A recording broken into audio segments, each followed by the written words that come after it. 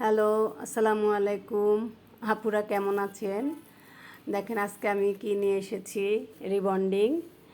Rebonding করলে চুলটা অনেক সুন্দর হয়, একদম স্মুথ সোজা, কোনো ফোলা ভাব থাকবে না এবং কোঁকড়ানো থাকবে না, আঁকাবাঁকা থাকবে না, দেখতে দেখা যাবে ঝলমলে এবং সুন্দর। আমি সেটাই কিভাবে করছি দেখুন, আমি আপনাদের দেখাচ্ছি। আমি কিন্তু আগেই চুলটা শ্যাম্পু করে নিয়েছি, নিয়ে এখন আমি চুলটাকে একটা মেডিসিন লাগালাম। এই যে মেডিসিনটা আমি কিভাবে লাগাই দেখেন, আমি লাগিয়ে আমি রেখেছি আধা ঘন্টা, 30 মিনিট। 30 মিনিট রাখার পরে আমি কিন্তু চুলটাকে আবার শুধু পানি দিয়েই ধুবো। পানি দিয়ে ধুয়ে যে দেখেন কিভাবে ম্যাসেজ করে করে আমি ধুচ্ছি। ধোয়ার পরে একদম সুন্দর সফটনেস চলে আসবে। এরপরে আমি সুন্দর করে এই যে পানি দিয়ে একদম যাতে মেডিসিন না থাকে ওইভাবেই চুলটাকে ধুইতে হবে।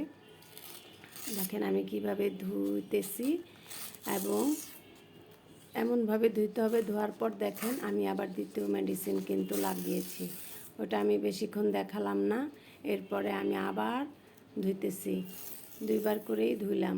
ধোয়ার পরে এখন আমি এই চুলটাকে সুন্দর করে একটা সিরাম দিব।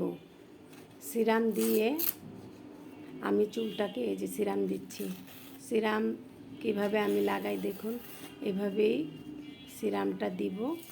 সুন্দর ম্যাসাজ করে করে আমি সিরামটা দিচ্ছি। সিরামটা দিয়ে আমি চুলটাকে আবার শুকাবো। এখন সুন্দর করে আবার হেয়ার ড্রায়ার করব। হেয়ার ড্রায়ার করে আমি চুলটাকে শুকাবো। শুকিয়ে তারপরে দেখেন কিভাবে আমি ম্যাসাজ করছি। এই দেখেন আমি শুকাচ্ছি। আমার কিন্তু অলরেডি আমার চুলটা সোজা হয়ে গেছে। এখন শুকানোর পরেই দেখবেন চুলটা খুবই স্মুথ সফট এবং কোনো আঁকাবাঁকা থাকবে না। এই যে আমি আয়রনিং করলাম। এই আয়রনিংটা আপনার থাকবে মিনিমাম 1.5 বছর, 1.5 থেকে 2 বছর থাকে এবং ঝলমলে দেখা যাবে সুন্দর চুলটা। যদি আমার ভিডিওটি ভালো লাগে আপনারা সাবস্ক্রাইব করবেন এবং আমার পাশে থাকবেন। দেখেন ফাইনাল রেজাল্ট কেমন হয়েছে আপু জানাবেন।